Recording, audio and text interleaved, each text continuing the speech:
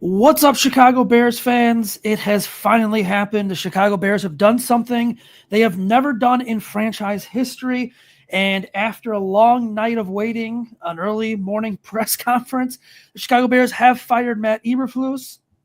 We are here to break that down with an emergency press conference. And it looks like the Chicago Bears will be looking for a new head coach. Let's get into that. I'm Zach Pearson, your host of the Bear Report podcast. I'm joined along with my co-host here, Aaron Lemming. And Aaron, like I said, man, it was kind of a long night of uncertainty. I had notifications on, kind of waiting. Then this morning, they did the press conference. They were late with the link. He spent 9 minutes talking. And here we are. The Bears have fired Matt Eberflus. Yeah, I like how you make it sound so important. You say we had to do an emergency press conference. Podcast, sorry. Yeah, no, I don't know if I'm surprised, right? Because I felt like going into really after the game. I mean, when it's a national headline, right? I mean, everybody's talking about it, everybody saw it, and our buddy Bill Zimmerman actually did a really good job of describing it. It was not only was it a national game, but it was a playoff level game where you probably have 25, 30 million people tuning into this game. So it's not like one of those games like with Washington or some of these other games where it's like, yeah, they blow the game, but there's not a massive national spotlight on this. But obviously, very different situation. Like you said, the Bears have done something that they've never done before.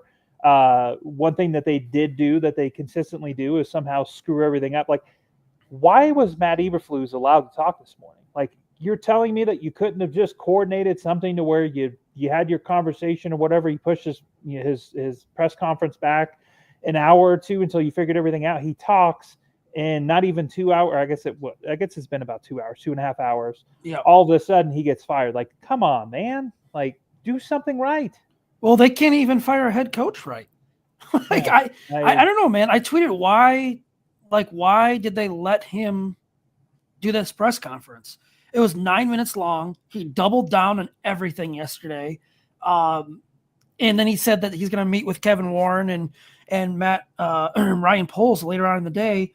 And then, like you said, you were getting ready to leave the house. I was getting ready to leave the house. I got the notification, and it's like, okay, here we are. And you know, I'm a little shocked, honestly, because when me and Steven did the podcast last night for the instant reaction after the game, you know, it just kind of felt like we were just like, okay, like, you know, it'd be shocking if they actually fired the head coach midseason, despite how bad it was. But you bring up a good point, man. Like, national media was going after Matt Eberflus. It was the national standalone game in the morning. And then not only that, right after the game, CBS went into it and just, you know, criticized the Bears. The Fox pregame show criticized the Bears. The Fox postgame show criticized the Bears. The Sunday night game criticized the Bears. So it was multiple instances of the national media, the Bears being in the national spotlight for all the wrong reasons, which is something we're, you know, accustomed to here as Bears fans. But, you know, he finishes his Bears career. What is he? He's 14-32 overall, 2-13 against the NFC North, 5-19 in one-score games. I think he was 33, right? I think he's 14-33. Might be 33. Yeah, okay. He's got 14. Either way, he was 2 losses away from John Fox's record. I think it was 2 losses or 2 wins. 2 losses. Yeah. I think it was 2 losses. I mean, just bad, man. And it's just the consistent poor in-game management. He's costing his team games. And they finally did it. And, you know, they had to do it. They absolutely had to do it. The season is lost. Now you get a little look at Thomas Brown as the interim head coach. You know, I don't think he'll get hired after the season by the Bears, but at least you get a look at it. And hopefully you can just kind of keep this offense rolling, because the last 2 weeks, honestly, the offense has, for the most part, been the bright spots. And the last 3 weeks, the offense has been the bright spot. Yeah, no, I mean, it's interesting, right? Because I feel like, you know, if you isolate it, and, you know, obviously it makes sense for Thomas Brown, but we talked about this last week, and I think it's a situation where, yes, it's good that he's getting the opportunity. he's probably the most deserving coach on the staff to get the opportunity. But let's not lose sight of the fact that, like you said, 3 games ago or 4 games ago now, he was the passing game coordinator. He had virtually zero contact with Caleb Williams by both of their own admissions for the majority of the season. And now he goes from passing game coordinator to offensive coordinator to head coach, while also being still charged with the development of Caleb Williams. So I don't think there's a ton of risk, but I do think it's kind of one of those, like, really the biggest thing, like when you're looking at it from like a win-lose perspective here, like the biggest thing you could possibly lose would be the development of Caleb Williams or the oversight or whatever. I don't think that's going to happen. I think we've kind of seen that, the offense is actually functioning normally. They're going to hit bumps in the road, as we saw yesterday in the first half. I mean, they looked absolutely terrible in the first half, and they still had a chance to win the game. So, I mean, yeah, at this point in time, I mean, here's the reality, right? Like, unless Thomas Brown goes like 1-4 down the stretch, let's say he goes 2-3, 3-2. If the Bears don't hire him, there's a very good chance that he's probably going to get at least multiple looks for a head coaching job elsewhere. I mean, look at what he's done with Caleb Williams the last 3 weeks. Now you hand him this opportunity here. I mean, I don't think it's unreasonable to say that the Bears could go 3-2 down the stretch. Like, the Packers may not have anything to play for in Week 18. They've taken 3 division rivals. Keep in mind, these are 9 and 11 win teams here we're talking about. 3 division rivals down to the wire. They should have won at least 2 of those games. Like, with a better head coach, they win those games. So, and that's kind of something that we've been saying. So it's kind of, you look at it and it's like, even if Thomas Brown isn't great by any means, but even if he's a average head coach, more aggressive, plays with nothing to lose, like, there's a decent chance that the Bears could win 2, 3, maybe 4 games down the stretch. I mean, 4 feels optimistic, but you get the point. I mean, San Francisco's not playing well. Seattle's kind of up and down. Green Bay may not have a lot to play for.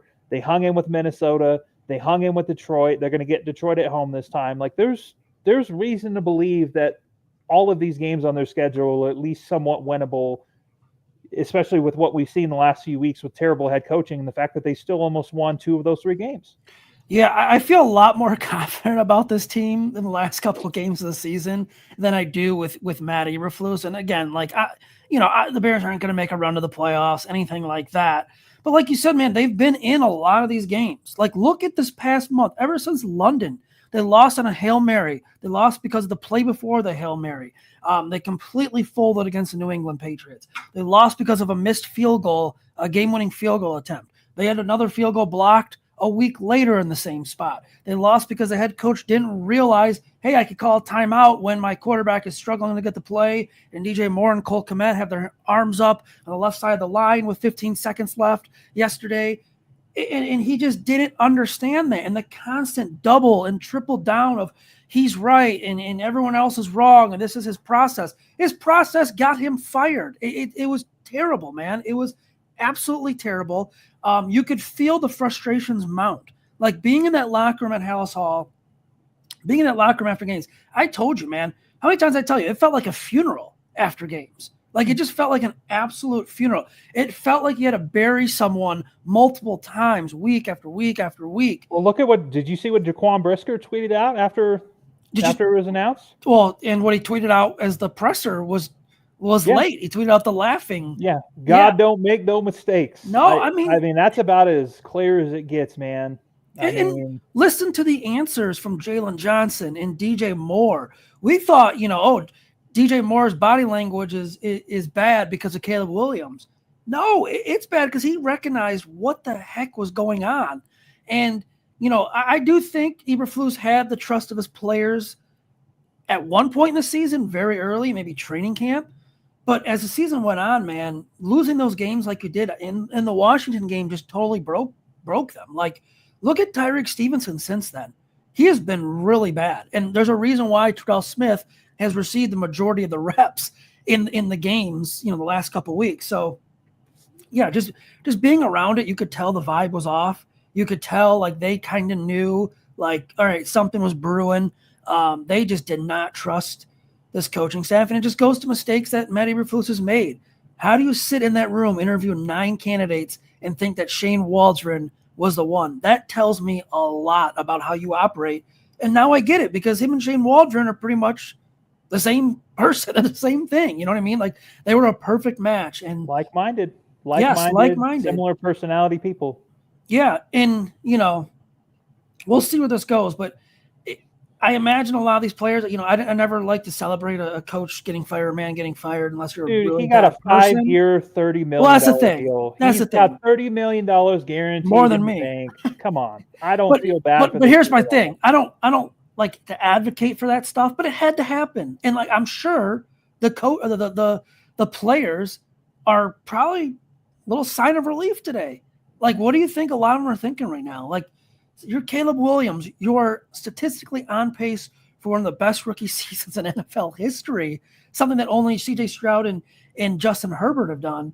And you're just getting wasted because your head coach does not put you in a position to win football games, and he blows it for you. Yeah, well, I mean, it's just one of those situations where, I mean, dude, we talked about this back in January. Like, the obvious decision was in front of their face, and they chose not to make it. Whether that was financially related, whether that was relationship and emotionally related with Ryan Poles, I don't know. It'll be kind of interesting. I know you're probably haven't looked at your phone, but Dan Weeder tweeted out there's no additional media availability today. So that means that any answers that we're going to get is not going to be from ownership or Ryan Poles or anybody today. So everybody can Monday, I'm guessing. Yeah, probably so. I mean, at this point in time, like, the deed is done. Every single player, one way or another, knows what's going on at this point. So it's just, it's very frustrating to me because, like, you watch this team, and it's consistently the same mistakes week in and week out. But even yesterday, it's like, dude, they got dominated in the first half, right? They get dominated. The defense looks terrible. They hold to a few field goals. It's a 16-point lead going into halftime. And it's like, to the credit of the team, they came out and they fought really hard in the second half. They should have won the game. Like, there's 100%. no reason that you get to the 26-yard line with 40 some odd seconds left to go in the game and you don't have a chance to win the game. Like, they at least go to overtime. At least at minimum go to overtime. So, to me, and again, people are going to think I'm crazy. To me, this is a good football team. Obviously, they got some stuff to clean up. The penalties are an issue. They've got depth issues, whatever the case may be.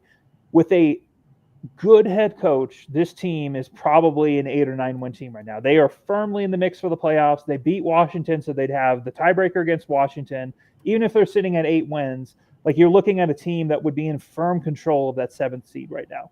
So it's one of those situations to me where, and I said this last week, it's not all bad.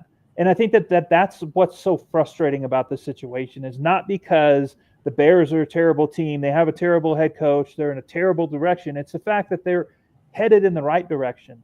They've clearly got their quarterback. I mean, this is the 3rd week in a row where it's like, I mean, Caleb Williams is just obviously he's a rookie, he's making some mistakes, it is what it is, but he's showing a lot of really good things. They've got some good core pieces on this roster. Obviously, they need to have a good offseason, but that's what makes it so frustrating. This isn't a bad team losing games where you can consciously look back and be like, you know what?